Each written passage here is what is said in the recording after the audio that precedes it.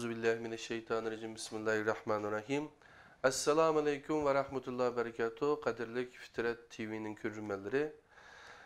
Biz Kur'an Nuri Astı'da Erkin Söhbetler degan programımızın 4. kısmında yine Abdülkerim Zahir Ustaz ile birlikte soraydıgan suallarımızı, söhbetimizni davamlaştırıyoruz. Programımıza hoş geldiniz. Hoş bulduk. Endi sizden sorap baksam, cemiyette mi Kur'ançı deydiğin bir xil gepler mevcut. Kur'ançı degan kim yoki kimlar? Kur'ançı bo'lsak, rastıllah kafir bo'lib ketamdi. Bu savolni so'ray, undan keyin qolganini so'rayman. Kur'ançı degan hamda bu isim musulmonlik ajoyib yaqishadigan bir isim. Menimcha aytgan vaqtida. Musulmonlar har qanday bir musulmon aslida Qur'onchi bo'lish lozim. Qur'onchi degan so'z nima desa, Qur'onni asos qilgan degan ma'no chiqadi deb o'ylayman men. Qur'onni asos qilgan bütün boshqa kitoblarning hammasini Qur'onga bo'ysundirib tushungan insonlar Qur'onchi bo'ldi deb qarayman. Mening tushunchamda. Siz qanday tushundingiz uni bilmayman. Lekin u odamlar qanday tushundi uni bilmaymiz. Lekin meniki Qur'onchi deganiga qarta bergan bahoyim ashundaqimda. Ammo bu agar silni ashundaq o'z Qur'onchi degan bo'lsa, bu o'zi Alloh taolo bergan nihoyat go'zal ism bo'libdi bu endi. Menimcha, ammo Qur'onchi bo'lishga Alloh nasib qilsin, buni xo'shib o'zi jusla endi. Mening farzimcha. Yani bu qarindoshlarimiz Pokiston va Hindistonda paydo bo'lgan. Şu Kur'an'dan ham alımız, başka hadis hech qanday narsani almaymiz deydigan bir firqalar barken, şulağa, ba'zilar hatta şulağa ergashganlar barken, men bilmem birodarlarni. Hamdalaqi sütde ağzı köygen, qatiqni puylab pishibdi degandek, endi biz bu Qur'onni asos qilib, mesela har qanday bir narsa Qur'onga salamiz, bayatın silimi dediler aldığımız programımızda. Şunu deganimiz uchun bu nom bizga berilib qoldi, lekin hozir hamda Muşu ismi bularga ortib ketadi deb boshqa bir ismlarni o'ylashib yetibdi. Rahmat, Alloh razı olsun. Sizlar shunday tushuninglarni. Men shunday tushunaman. Ammo u yerda bizniki hamda sizlar balki shunday deb o'ylayman. Qur'onchi bo'lgan bo'lsa, masalan, shu rivoyat hadislar masalan, ashunday hammasini xato demay qolasizlar. Yo'q. Qur'onga to'g'ri kelgan to'g'rimi yo'qmi? Shunday. To'g'ri kelmagan xato. Bundaq düşünsizlər, o nəql usul fiqh, usul hadislərdə aşını təsvirləyir məsələn. Peyğəmbər əleyhissalam özü aşı alqı bayman degan hadisning özümü aşınıki nemisi endi aşının yatıdan isbat endi. Demek ki şu Qur'on to'g'ri kelganda e'lon to'g'ri kelmaganning o'zini rad qiling degan u boshqa narsa emas. Ya'ni Qur'on to'g'ri kelgan hadis emas, yani söz hadis deganda hodisa, söz harakat hamma narsani o'z ichiga oladi endi. Shu voqealarning hammasi har qanday zamonda paydo bo'lsa, Qur'on to'g'ri kelsa, to'g'ri bo'ladi.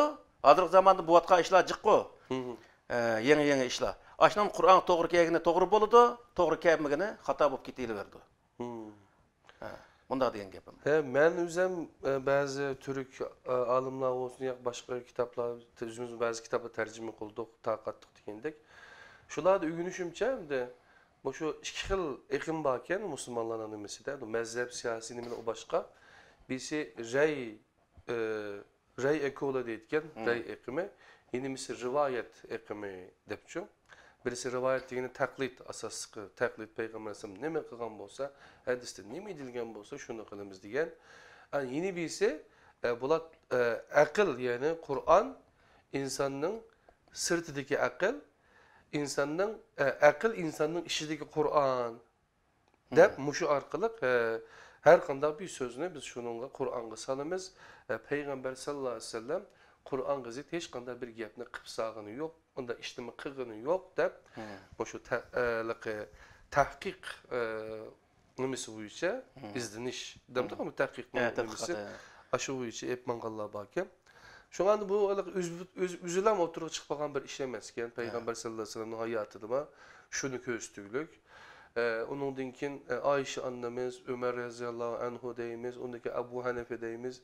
Hatta selam edildiler. Bazı muhaddis alimlarımı rivayet nima qilgan alimlarning ba'zilarimi shunda ekanligi. Menda kelgan bir eqimkenimdi buchu, eqimkim. Şunamda bu eğer biz sizler dediler, eğer %100'müş Kur'an'a düşmese almayımız her kanda sözünü. Yani işide hiç kanda şek olmagan kitapmış Kur'an-ı Kerim. La reybe fihi ve dedil muttakin deydi o Sure Bekara'nın altıda. Eğer ajinde de mansak, Kur'an'da %100 muşu bizim nicatlık elip barıdı dep mansak, ya elbette hadislerinin o başkan her kanda bir nim olsa şunu uçuşsa, şunda hep mansak bu bir doğru usul biz nicatlık hep barıdı dep muşunda işlensek biz kapır olup gitemdik. Şu aşında işensek aslı biz Müslüman mı ketimiz Ama aşında işenmegendeken o Kur'an-ı Kerim nicatlık kılamaz. O ahirette nicatlık kıla apırgan bir ne emez. Maş dünyada mı galbiga apırdı hoca aslında. Kur'an'daki ne o? Kur'an-ı Kerim muş dünyada en alilik apırdıgan, o dünyada hem özü muplihun kılıp özü nicatlık apırdıgan mundaq bir kitap endi o. Demek ki nima dese o Kur'an'ı aşında işengen adam dünya ve ahirette dünya ve ahiret özünü kutkazgan adam boldu endi. Mana aytgan vaqtida. Ama özü bayqıdak meselen degan o'xshash bu bir qism başqa narsaga ergishishning o'zini boshqa narsaga ergishib qo'ysak bo'ldi, ma'no sirti desak, u vaqtda shu birinchi, ikkinchi qismida mana shu suhbatniki deyilgan bu so'z muxlisina lahuddin degan oyatlar bor. Jihiyada bor bundaq oyatlar masalanchi. O sebepten bu muxlisin deganning o'zi taptoza. Hech narsa aralashmagan Xas.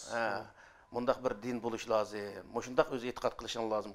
Ya'ni demakchi bo'lgan Qur'onni Alloh taolo nima deydi Qur'on desa, Qur'onga hech qanday narsa aralashtirmang degan gap endi. Qur'onga hech qanday narsa aralashtirmanglar, ham Qur'onni musulmon bo'lsak, Alloh taolo Qur'oni Karimda bizni, mush Qur'oni Karimga ishongan insonlarni musulmon degan nom berganchi Alloh taolo. Uning uchun biz haqiqiy musulmon bo'lamiz desak, Qur'onga bir narsa aralashtirishga hech qanday haqqimiz yo'q, ham o'zi yo'limiz yo'q bizniki. Rahmet. Kur'an'ı asas, Kur'an'ı merkez ve Kur'an'ı ölçem kılıp turup meseleni tehlil kılaylı diyen sözünün gayrı hata. Bence bu söz nəhayət to'g'ri bir nim qilingan söz bo'pti. Her qanday so'zni bir musulmon bo'lish sifatimiz bilan Qur'onni markaz qilish orqali uni tadqiq qilish, o masalaga Qur'onni markaz qilish orqali o'zi Qur'ondagi hukmning o'zini, Qur'onni markaz qilish orqali Qur'ondagi hukmni berish bu nəhayət bək to'g'ri ish endi bu.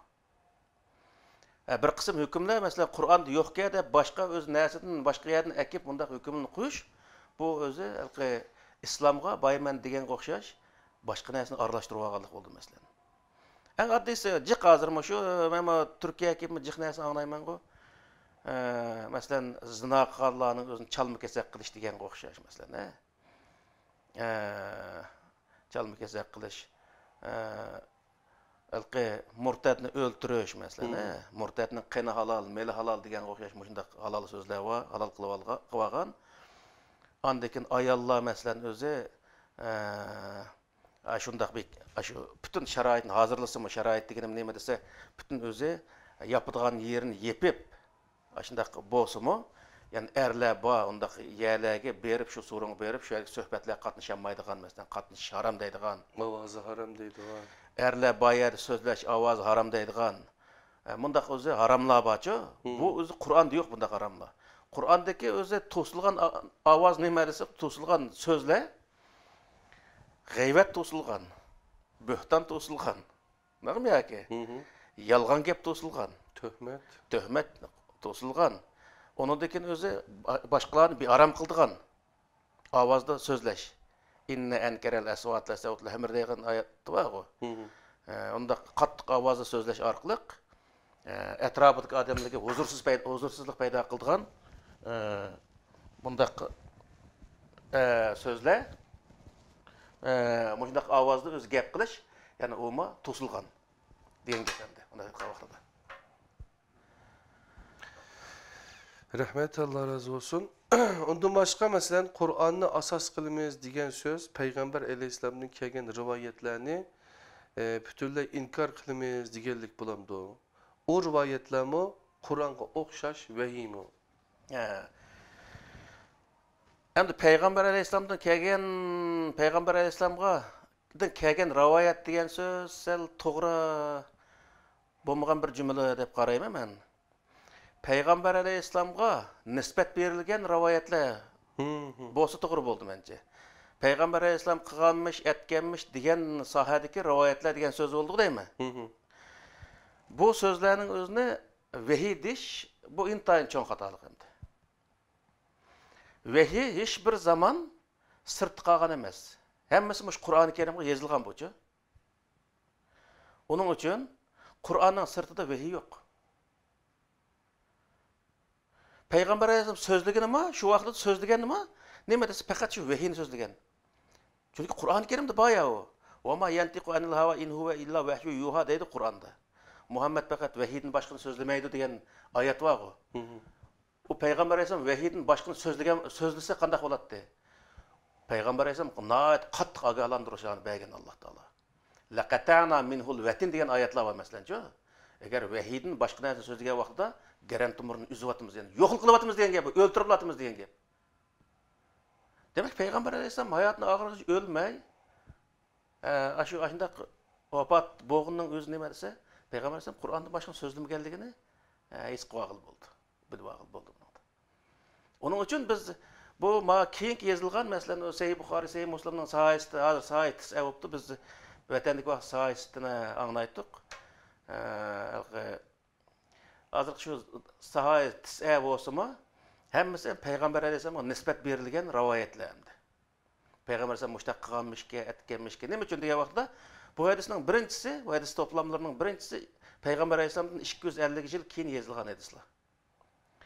Peyğəmbər əleyhissalamdan 100 yil keyin, masalanchi, 100 yil keyingi vaqtlarda 1000 dan oshmaydi ekan Peyğəmbər əleyhissalamga nisbat berilgan hadislar.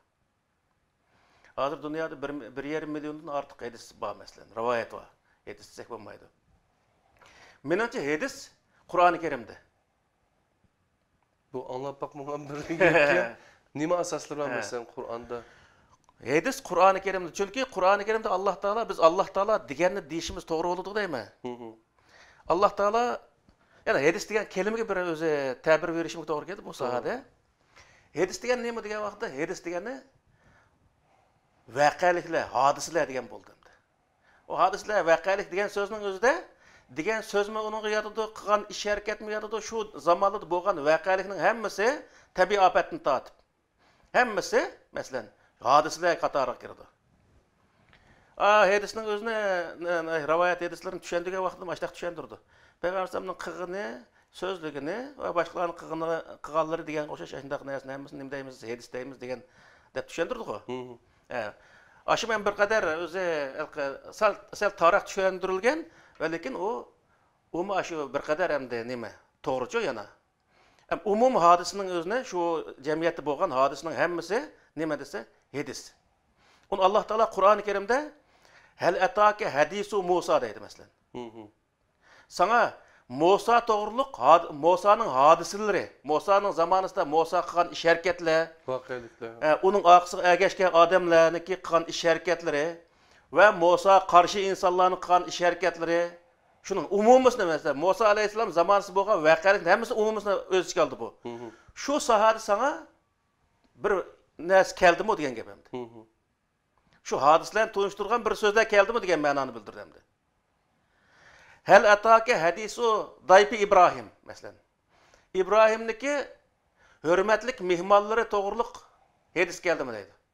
Shu yerda o'zi İbrahim alayhissalom ferishtalar kelgan vaqtida mo'zayni suyib, kavob qilib, ularga o'zini qilgan shunday bir voqelik bo'lmasmi? Lut alayhissalomning qavmini o'zi halok qilgan vaqtida ferishtalar kelgan shunday bir voqelik bo'ldi. Shu yerda shu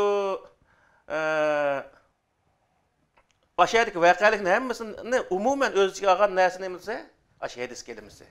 Shu vakalik to'g'riliq bir o'zi uchur, ya'ni-chi bir narsa keldimi degan gap, ma'lumot degan. Ma'lumot ya'ni ashuna qo'shib bir narsa keldimi degan mundaq ma'noni ifodalaydi bu. Uning uchun bu Qur'oni Karimdagi masalan Tevratni o'qisak, Tevratni o'qigan vaqtida shu Adem alayhissalomdan boshlab Musa alayhissalomga qadar voqealiklar ana shu qissa sohasida Musa alayhissalomga qadar Musa alayhissalom bor. Ashuna qadar o'zi voqealiklar yozilganchu. İncilni o'qigan vaqtida, İncilni o'qigan vaqtida Adem alayhissalomdan boshlab İsa alayhissalomgacha hammasi yozilgan. İsa alayhissalom davridagi bir qism ishlar yozilgan. Demakchi o'g'lim nima desa, Tevratda yozilgan ishlarning ichida İsa alayhissalom yo'q. Nima uchun? Chunki İsa alayhissalom bu vaqtda yo'qdi. Musa alayhissalom yo'q, nima bu vaqtda İsa alayhissalom yo'qdi. İsa alayhissalomning zamonida bo'lgan hodisalar bo'lmagan dedi. To'g'rimi? To'g'ri. Bo'lmagan hodisning o'zini Tevratga yozish, u hadis yozish qoidasiga tushmaydi u. Uning uchun u yo'q. Tevratni o'qimoqchi bo'ldi har qanday odamchi, hozir emasda. Qadam uni nima qilib, ay mandaq qilqi, va o'zgartirayotgan, uni yo'q qilayotgan degandek nima qilib Tevratniki original birinchi ahdi degan, koni ahdi degan o'qisa, koni ahdi shu Musa alayhissalom tushgan ashining o'zida ashi borhamchi, voqealiklar. Qur'onda-chi? Qur'onda Musa alayhissalom, İsa alayhissalom, hatto payg'ambar alayhissalomning zamonisidagi voqealiklar bor. Payg'ambar alayhissalomning zamonisidagi voqealikning bo'lishi payg'ambar alayhissalomning to'g'riliq hadislarning o'zi Qur'onda bor degan bo'ldi. Masalan, Abu Lahab qachon yashagan? Payg'ambar alayhissalom zamonida. Makka mushriklar payg'ambar alayhissalom tabliq qilayotgan vaqtdagi Makka mushriklar qachon yashagan? Payg'ambar alayhissalom zamonida yashagan. Payg'ambar alayhissalom tog'asi Abu Talib qachon yashagan? Payg'ambar alayhissalom zamonida yashagan. Madina va Madina atrofidagi payg'ambar alayhissalom zamonisidagi Yahud Nasoralar qachon yashagan? Payg'ambar alayhissalom zamonida yashagan. Uhud urushi, Badr urushi, Hunayn urushi masalan, mush urushlarning hammasi qachon bo'lgan? Payg'ambar alayhissalom zamonida bo'lgan. Bu nimani bildirdi? Payg'ambar alayhissalomning zamonisidagi hodisalarni bildirdi. U hodisalar Qur'oni Karimga yozilgan. Bizga kerak bo'ldig'ini, masalan, Alloh taolo uni biladi-da. İnsanlarga payg'ambar alayhissalom vafot bo'lganligini biladi. Bilgandan keyin payg'ambar alayhissalom vafot bo'lgandan keyingi ummatga kerak bo'lgan narsaning hammasini Alloh taolo nima qilgan? Qur'oni Karimda. Qur'oni Karimga yozdirib o'tgan. Uning uchun meni deganim bu yerda nima desa, jinin deyapman, hech qanday bir narsa qo'shib qo'ygan yerim yo'q. Alloh taolo buni hadis dedi Qur'oni Karimda. Alloh taolo hadis deganning o'zini biz hadis emas deydigan hech qanday haqqimiz yo'q. Bormi yo? Yo'q. Ya'ni shu vahiy shu. Shu vahiy shu. Bu yerdagi narsa nima desa, meniki hadismi, vahiy degandagi hadis, ya'ni vahiy bo'lgan hadis Qur'ondagi. Bu hadisga ishonmasa kafir bo'ladi degan gap. Ya'ni hadisga ishonmasa kafir bo'ladi degan bu degan gap endi. Endi nurg'un odamlar rivoyat va hadisni faqatmaydi-ku. Chunki kitobni o'qiydi, 6 kitob emas, 9 kitob o'qiydi, sahih adaydi. Onun da başı Mishkat deymiz, Lulu Mercan deymiz, Riyaz Salihin deymiz, onun nurg'un kitobi bor. Masalan, Majmuatlar hadis deydi. Nurg'ulgan ayda hadislar bor, hadis to'plamlari bor. Ash kitobni hammasini o'qiydi. U kitobning oxir nimasida, ashuna o'zida Ravahu palani deb bor. Ash kitobda. Ravahu Tirmizi, Ravahu Hakimi masalan. Ravahu Nasai degan shu nima bor. Bu Ravahu degan so'zning o'zi rivoyat qildi, u rivoyat degan ma'noni bildirdi. Payg'ambar alayhissalom vafot bo'lib, birinchi to'plangan rivoyat kitobi Sahih Buxoriy. Shunday qilaymi? Sahih Buxoriy payg'ambar alayhissalomning 250 yil atrofida keyin to'plangan hadis kitob.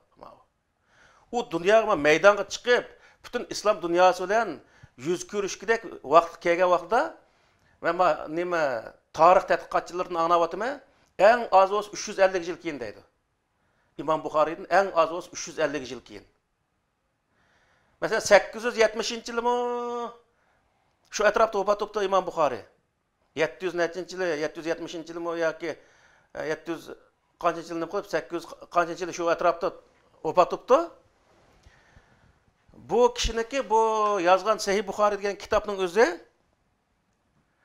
350 yil, eng az bo'lsa 350 yil deganning o'zi nima desa, bu 1200 yil, 1200-yillari milodiycha. Milodiy 1200 yili 1250 atrofida.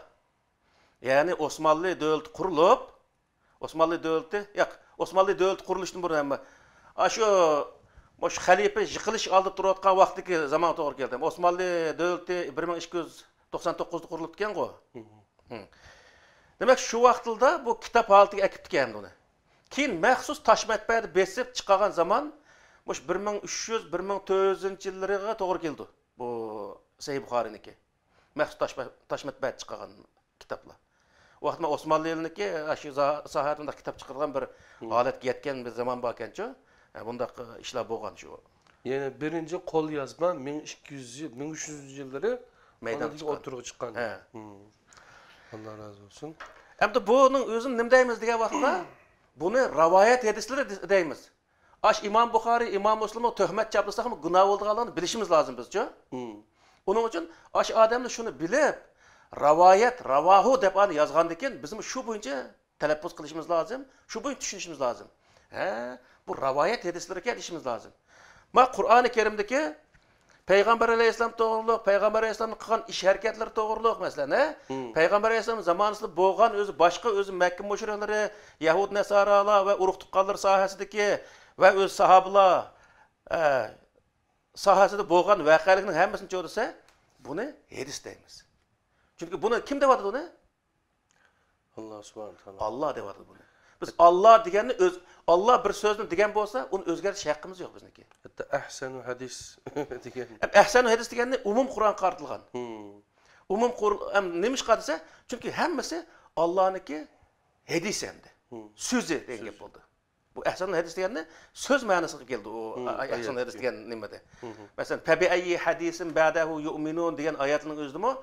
Mushu so'zdan keyin nimaga ishindike ular degan so'zning o'zi nima desa, Qur'ondan boshqa xos narsaga ishindike degan ma'noni bildirdi.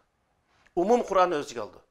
Ammo ma'u hadis degan ayrim kelime, yani shu anidan nima talaffuz jihatda o'xshib ketgan bo'lsa-mu, andaq hal atak hadisi Musa degan andaq so'zlar borisiki, so'zning hammasi nima desa, shu zamonda bo'lgan voqealikni tasvirlaydigan kelimeler degan gap. Onun uchun biz hadis Qur'onniki zaten o'zi 50%dan jiqaroqi hadisni o'z ichiga oldi. Mesela bütün o'zi Adem Aleyhisselam'da o'zi nimaniki yer planetlar, yani kainatning yaratılishidan tortib Adem Aleyhisselam, perişteler, jin şeytanlar mesela bütün o'zi payg'ambarlar, yani Peygamber Aleyhisselam'ga qo'shib 25 payg'ambar var deymiz Qur'oni Karimda mesela. Shu 25 payg'ambarlar, uning ummatlari, uning qarshisi turgan dushmanlar, shu zamondagi bir qism ofatlar yoki bo'lmaydi, mo'jiz xarakterlik halokatlar, to'g'rimi yoki? Muşunun hammasi tasvirlangan, yani hammasini mush Qur'oni Karimni tep chiqsak, 60% etrafı 60%dan jiq bo'lishi mumkin deb qarayman. Buni egallaydi. Qolgan 40% yo'q, 40%niki yana o'zi nurg'un qismlari ahkam egallaydi. Qur'oni Karim 3 ga bo'lindi. Nurg'un yerlar ahkam egallaydi. Uning birinchisi tavhid. Yani Allah Taola'ningki o'z barbarligini isbotlaydigan, masalan o'zi va la insa'altahum man xalaqas samawati wal arda yaqulunna Allah. Masalan, Aşının qo'shash oyatlar orqali osmon zaminni kim yaratdi? Allah yaratdi. Law kan fihima alayatun illallohu la fasadata masalan. Allohning birligini isbotlagan kelimalar bu, so'zlar. Osmon zaminni o'zi, osmon zaminni nima? Bir qancha ilohlar bo'lsa, yani osmon zaminni yaratgan bir qancha ilohlar bo'lsa, osmon zamin Alloh burun pasatib o'zi vayron bo'lib ketgan bo'ladi dedi. Nima ish qilasiz? Talashidi-da, talashgandan keyin vayron bo'ladi-ku. Demak, bu oyat nima desa, shundaq o'zi Qur'oni Karim tavhid, ahkam, hadis. Bu üç bölündü. Hadisning o'zini Alloh taolo jiq yeldi. Masalan, bizni ibrat elish uchun Fatabiru ya ulul albab, ya ulul absar degan nurg'un oyatlar var masalan. Shunaqmi yoki? Siz ibrat elinglar shundan deydi. Biz shu ibrat oldiganga Alloh taolo shuni o'zini, shu voqealikning o'zini, mana mushundaq askiliklarni qilib, ular mushundaq vayron bo'lib ketgan. Siz ashunda ibrat elib shu yo'lga mangmanglar degan hamdi. Mushundaq o'zi to'g'ri menib, ular g'alaba qilgan. Siz ashunda ibrat elib nima qilinglar? Siz ashtaq yo'lda manginglar. Qur'on ko'rsatgan yo'lda manginglar deb bizga ashning o'zini dalil isbotli keltirgan voqealik endi bu. Bu voqealik Allah Taala Qur'oni Kerim yani Cibril orqali mush Qur'oni Kerim qilib payg'ambar alayhisalom tushirgan bo'lg'achqa buning o'ziga hech qanday shubha yo'q. Uning uchun bu yerda ajratib olgan nima desa, hadis bilan rivoyat hadislarni ajratib o'tish lozim. Yani hadis Allah Taala'niki, Allah Taala payg'ambar alayhisalomga Cibril orqali o'zi tushirgan so'zlar.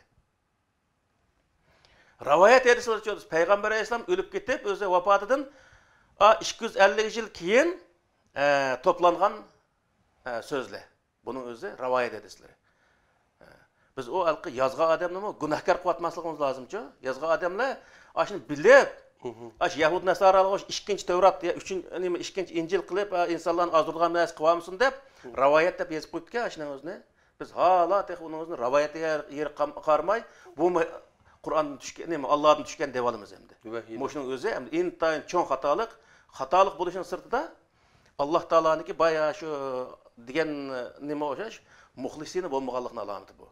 Allah Taala'niki bu kitobni pak-pakiz tutanmay, boshqa narsani bundan aralashtirib olganniki, aralashtirib olish degan bo'ldi endi.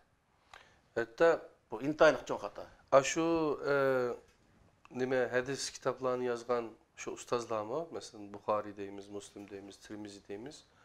Bunlar hiçbir zaman muşu rivayetler, ya ki muşu hadisler, muşu rivayet hadisler, Kur'an'a okşaş vehiy bu. Diyen bir yeri yok da. Yok, onda bir yer yok. Ula o aşında değişti mi özü, aşında diyenlik kançılık cinayet olduğunu bildiğin alimler o.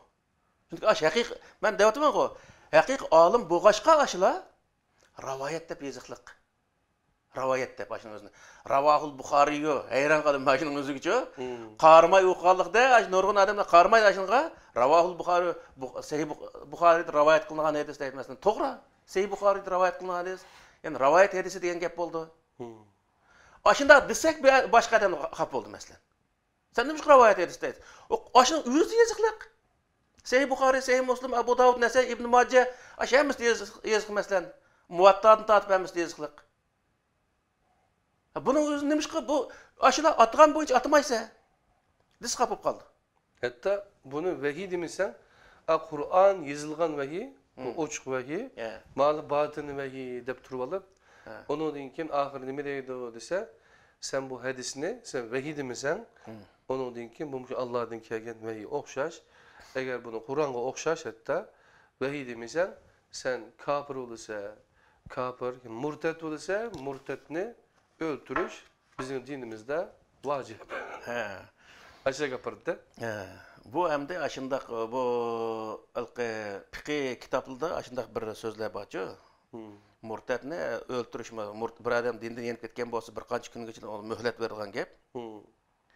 Shu kunning ichida yani qayt islomni qabul qilmasa öldürüş lazım degan fatvo barçı. Ammo bu tamamen xato bir fatvo. Nima uchun Qur'onda hech qanaqa yer yo'q. Bu to'g'ri emas bu. Allah razı olsun, rahmet.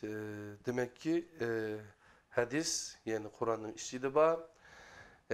Kur'an'ın sırtındaki hadis deydiler, rivayet hadisleri. Şunlaşka bu Kur'an bilen okşaş emez. Vehiy pakatlam, hakikat pakatlam Kur'an-ı Kerim'deki Allah'ınki vehiylerden ibaret. Yani Kur'an'a asasen, Allah'ın digine asasen müşendak deb düşündüler. Allah razı olsun, rahmet silge. Kadirlik Kur'an nuri astıda erkin söhbetle programımızı körüvatkan Fitrat TV'nin körülmenleri kırında. Bugünkü 4. san programımız Mişe'de ayaklaştı. Hem Allah'a rahmet. 5. san programda yeni görüşke Allah nasip kılsın. Esselamu Aleyküm ve Rahmetullahi ve Berekatuhu.